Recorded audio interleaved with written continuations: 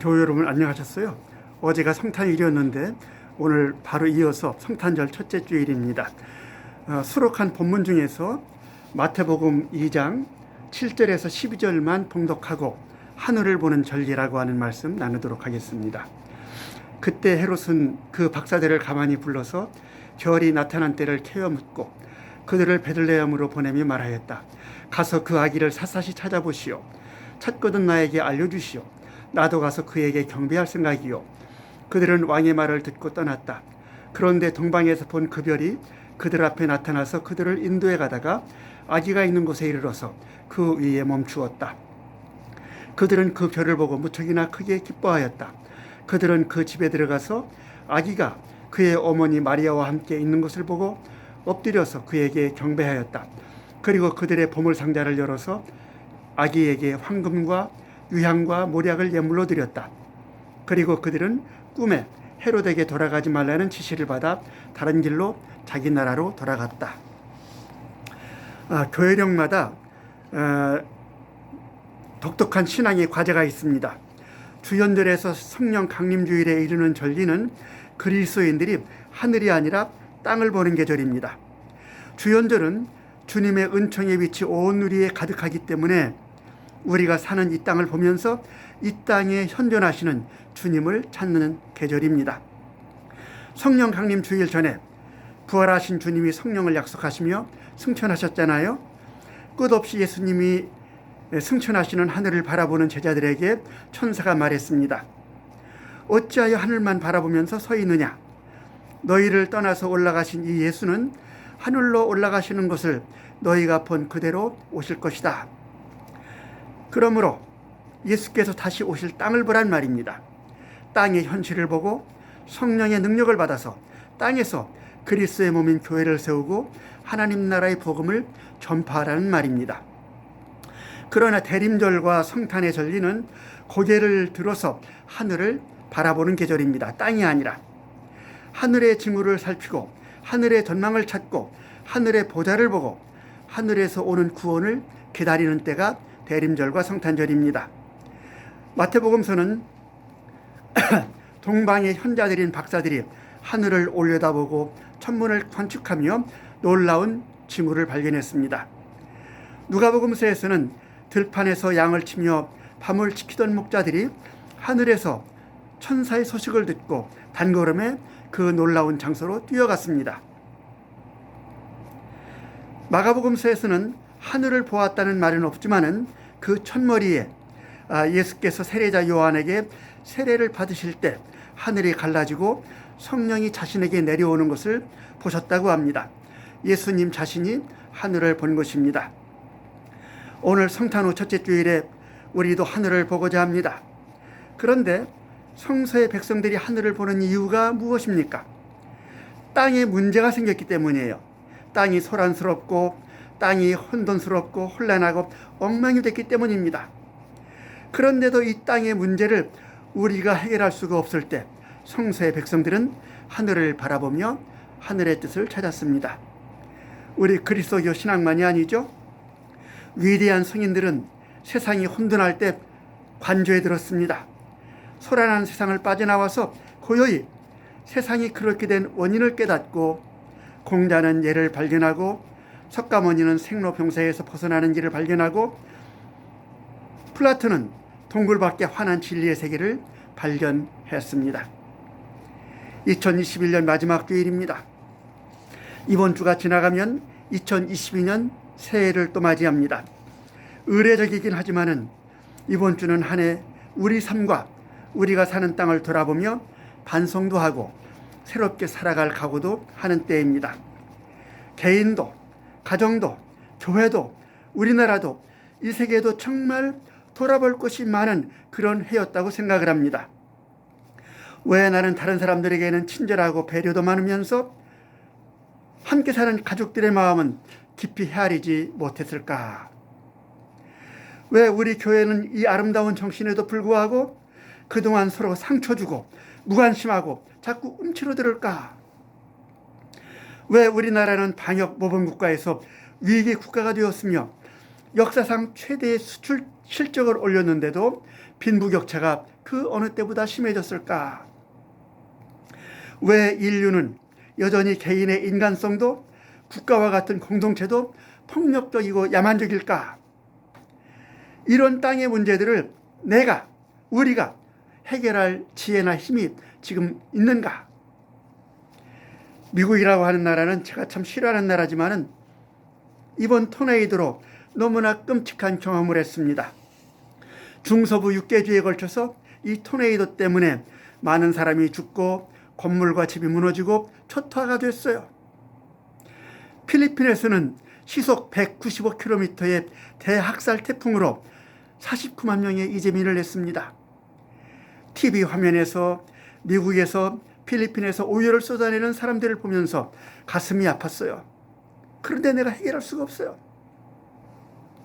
미얀마에서 아프리카스탄에서는 인간 악마들이 무력으로 집권하며 얼마나 많은 생명들이 희생됐습니까? 이제 우리는 하늘을 볼 때가 됐습니다. 눈을 들어 하늘을 보는 것, 이것이 문제 해결의 시작입니다. 저 이집트의 히브리 노예들은 아직 야훼 하나님도 모를 때였어요. 그러나 저들이 견딜 수가 없는 고통 때문에 하늘을 향해 울부짖었을 때 그것이 자유로운 하나님의 역사가 펼쳐지는 시작이었습니다. 성서에는 하늘을 바라보는 표상이 많이 나와요. 오늘은 몇 가지 하늘을 바라보는 이야기들을 나누며 우리도 하늘을 보고자 합니다. 마태복음서의 동방박사들 이야기는 바로 오늘과 딱 맞아떨어집니다. 저들이 별빛이 머무는 것을 보고 그 집에 들어갔을 때 아기가 어머니 마리아와 함께 있는 것을 보았습니다. 어제는 성탄일이어서 이미 아기 예수는 태어났습니다. 그리고 오늘 그 다음 날 밤 저들은 별이 머문 그곳에서 아기를 보고 경배하며 예물을 드렸습니다. 헤롯 왕이 유다를 통치하던 때예요. 신약에는 헤롯이라는 인물이 여러 등장하는데 이들은 한 혈통입니다.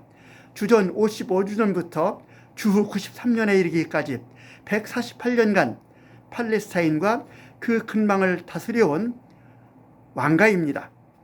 오늘 신약에 처음 나오는 마태복음서 헤롯은 대헤롯이라고도 부르는데 로마 제국이 유대를 간접 지배하기 위해 세운 유대의 분봉왕이에요. 이방이지만 헤롯 가문은 유대교에 입교해서 하나님을 믿으며 율법을 따라 생활해온 것으로 그렇게 알려져 있습니다. 복음서에서는 헤롯을 잔인하고 음흉한 사람으로 묘사하고 있지만 그는 도시를 건설하고 예루살렘 성전을 정비하고 농업을 장려하여 유대의 경제를 든든히 하는 등 아주 훌륭한 업적을 남기게 됐습니다. 그렇지만 헤롯은 천성이 의심이 많고 잔혹한 면이 있어서 그의 가정은 모험과 처형, 피로 얼룩졌습니다. 아마도 이런 이런 헤롯의 잔혹성 때문에 역사적 사실은 아니지만은 예수님이 태어날 당시에 베들레헴과 그 인근에서 아기들을 모조리 학살했다는 그런 전설도 만들어질 수가 있었습니다. 이때 동방에서 박사들이 별을 보고 베들레헴에 왔다고 합니다. 왜 그렇게 됐는지 모르지만 동방 박사 세 사람이라고 말하는데 마태복음에는 그냥 박사들 이렇게만 돼 있어요. 세 사람이란 말이 없습니다. 다만 박사들이 바친 예물이 황금과 유향과 모략 세 가지이기 때문에 아마 세 사람이 각각 바쳤다고 생각해서 동방 박사 세 사람이 되었던 것 같아요. 이 동방이 어딘지는 모르지만 흔히들 페르시아라고 말합니다.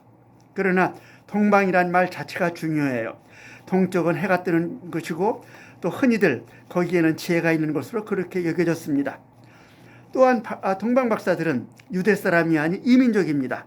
이것은 예수의 탄생은 유대인만이 아니라 이민족, 전 인류, 전 세계를 위한 사건이라 하는 것을 말해주려고 하는 것입니다.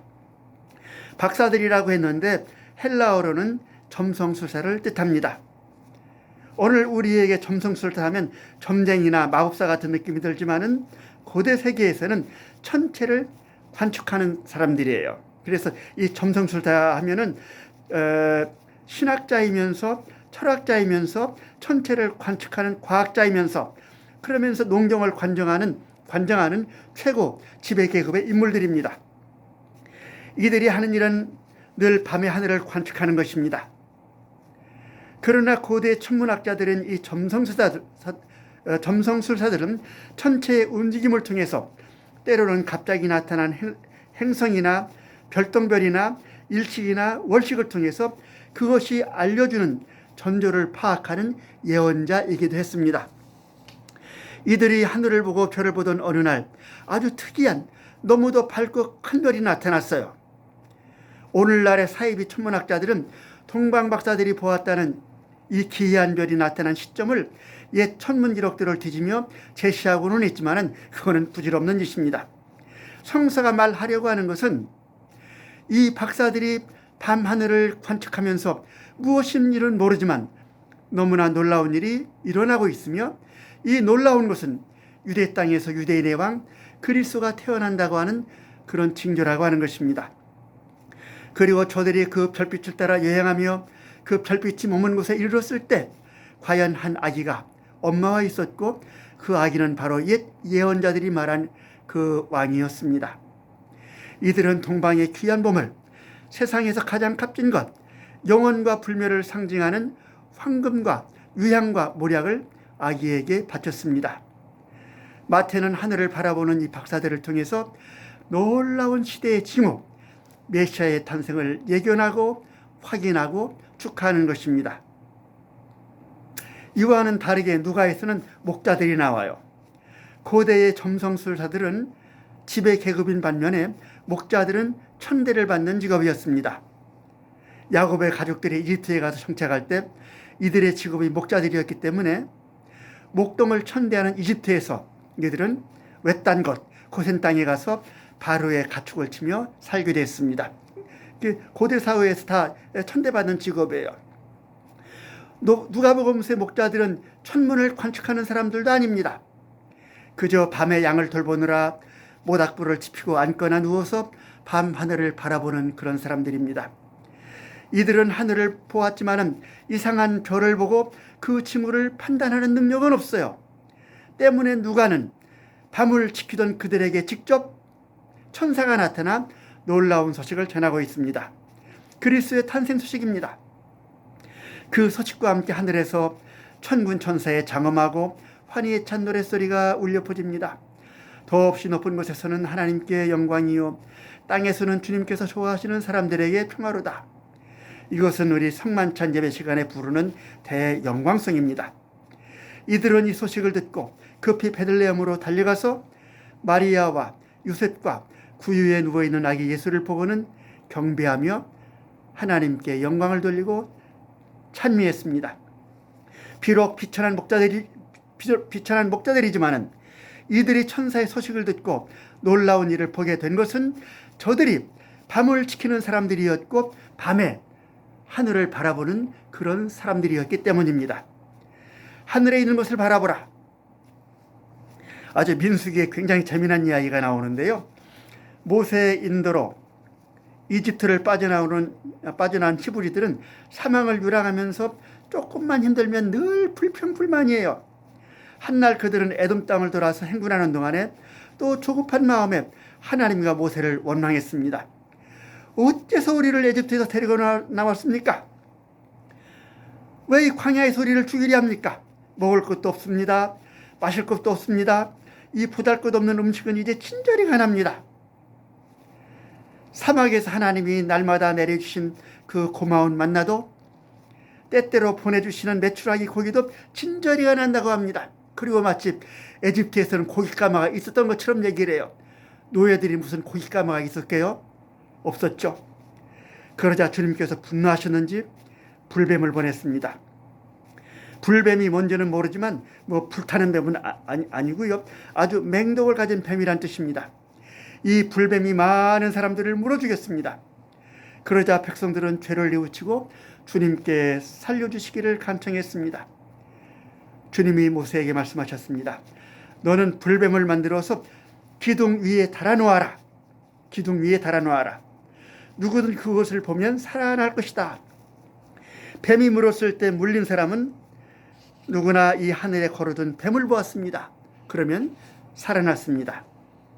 아주 깊은 상징성을 가진 설화예요. 땅에 매인 백성들은 늘 불평입니다. 늘 다툼입니다. 날마다 내리는 만나고 메추라기인데도 이 더 가지려고 하는 탐욕 때문에 썩어 문드러집니다.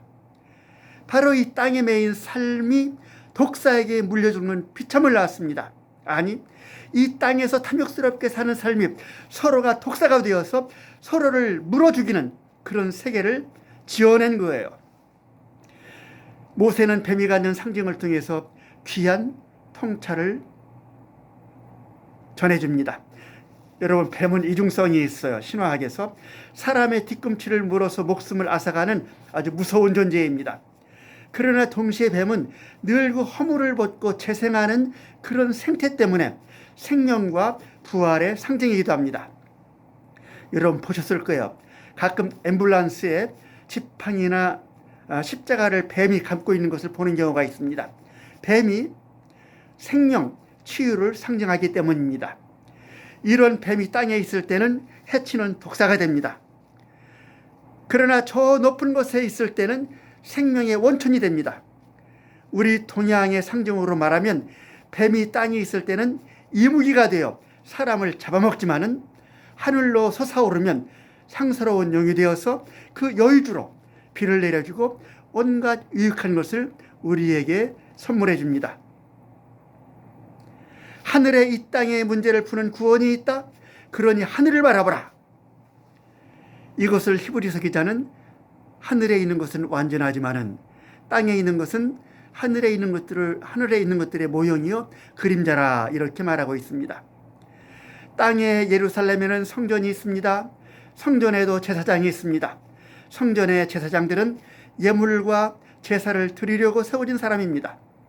그렇지만은 땅에 있는 성전과 제사장 그리고 땅에서 드리는 제사는 완전치가 못해요.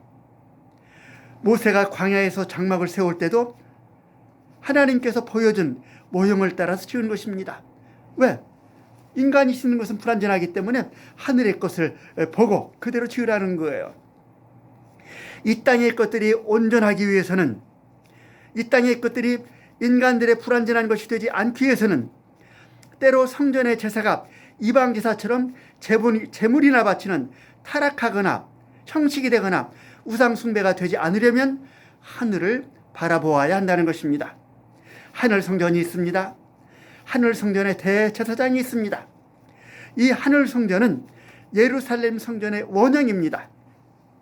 그리고 이 성전의 보좌에 계신 대제사장은 땅의 제사장들과는 다릅니다. 땅의 제사장들은 날마다 제물을 잡고 제사를 드리지만은 하늘 성전의 제사장은 날마다 제사를 드리지 않습니다. 참 제사장이고 대제사장이기 때문에 한 번의 제사만으로 영원한 제사의 효력을 갖습니다. 땅의 제사에서는 날마다 양을 잡아서 양의 피를 흘려야 합니다.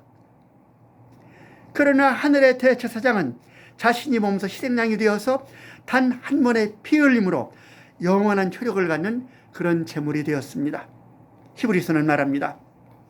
그러므로 이렇게 구름대와 같이 수많은 증인이 우리를 둘러싸고 있으니 우리도 갖가지 무거운 짐과 얽매는 죄를 벗어버리고 우리 앞에 놓인 다름질을 참으면서 달려갑시다. 믿음의 창시자여 완성자인 예수를 바라봅시다. 그는 하나님의 오른쪽에 앉아 있습니다. 우리는 땅에 매여서 무거운 짐을 지고 있기 때문에, 그리고 얽매는 죄에 묶여 있기 때문에 이것들을 벗어버리려면 예수를 바라보아야 합니다. 그런데 예수를 보기 위해서는 하늘을 바라보아야 합니다. 왜냐하면 그는 저 하늘 하나님보다 오른편에 앉아 계시기 때문입니다. 그리고 우리는 예수께 나아가야 합니다. 예수께 나아가기 위해서 우리가 이루는 것은 땅의 예루살렘이 아닙니다. 살아계신 하나님의 도성인 하늘의 예루살렘이라고 합니다. 저 화순에 가면 운주사라고 하는 절이 있어요. 천불천탑과 누워있는 부부 와불로 유명한 것입니다. 그 절에 가면 여기저기 돌이 이렇게 많이 놓아져 있어요. 그런데 그냥 놓아준 돌들이 아닙니다. 하늘의 별자리를 본따서 그대로 배치한 돌이에요. 절 전체가 하늘을 본따고 있습니다. 이 절에 가면 땅은 하늘을 본따다, 땅은 하늘의 모형이다 하는 히브리 기자의 말을 절로 실감하게 됩니다. 우리가 사는 땅이 이렇게 하늘을 본뜨지 않을 때 이 땅은 우리 스스로는 어찌할 수 없는 무거운 아기 세상이 되고 마는 것입니다. 한 해를 보내며 새해를 맞는 시점, 다시 한번 우리 삶을 돌아봅니다.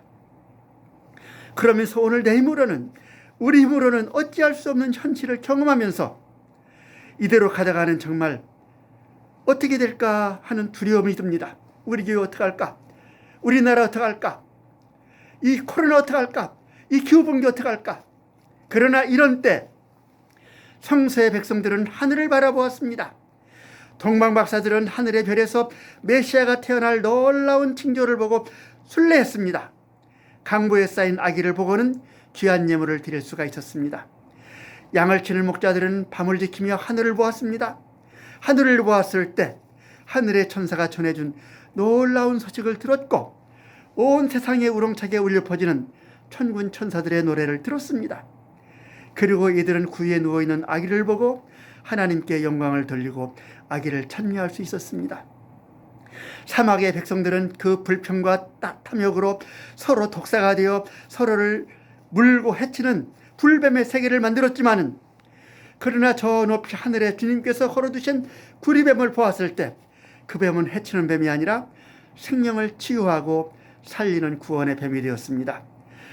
땅이 신음하고 병들었을 때 이 불완전한 땅이 아니라 하늘을 바라보라. 그리고 하늘의 것을 모방하라. 하늘을 닮아라. 대림절과 성탄절기는 하늘을 보는 때예요. 시편의 기자는 이 성탄절에 하늘을 보는 또 다른 이유를 말해줍니다. 내 도움과 내 구원이 오는 것이 저 높은 곳이기 때문입니다. 시편 121편이에요. 내가 눈을 들어 산을 본다. 내 도움이 어디서 오는 건가? 내 도움은 하늘과 땅을 만드신 주님에게서 온다. 주께서는 내가 헛발을 디디지 않게 지켜주신다. 너를 지키시느라 졸지도 않으신다. 보아라, 이스라엘을 지키시는 분은 졸지도 않으시고 주무시지도 않으신다. 주님은 너를 지키시는 분, 주님은 내 오른쪽에 서서 너를 보호하는 그늘이 되어주시니 낮에 해도 너를 해치지 못하며 밤의 달도 너를 해치지 못할 것이다. 주께서 너를 모든 재난에서 지켜주시며 내 생명을 지켜주실 것이다. 주께서는 내가 나갈 때나 들어올 때나 이제부터 영원까지 지켜주실 것이다. 하나님은 창조주님이십니다. 하늘과 땅을 만드셨을 뿐 아니라 사랑으로 지키시고 돌보시는 분입니다. 예레미야는 하나님은 궁율이시다 이렇게 말합니다.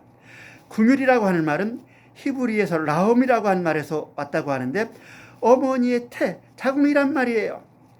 남성 가부장 사회에 무섭고 냉정한 아버지가 아닙니다. 우리 하나님은 자기 태에서 아기를 잉태하고 무진 산고를 겪으며 낳아서 애지중지 사랑으로 기르시는 하나님 어머니십니다. 누가는 예수님의 자비와 연민을 강조합니다. 이 연민이란 말은 그리스어로 내장 또는 창자라고 하는 단어에서 온 것입니다. 고통받는 병자를 보면, 굶주린 무리를 보면, 죽은 자식의 상해를 따라가며 우는 어미를 보면 예수님은 자기 창자가 뒤틀리는 거예요. 애간장이 타고 꼬이고 끊어지는 거예요. 그래서 끌어안습니다. 손을 얹고 기도합니다. 물고기 2마리, 떡 5덩어리를 나누십니다.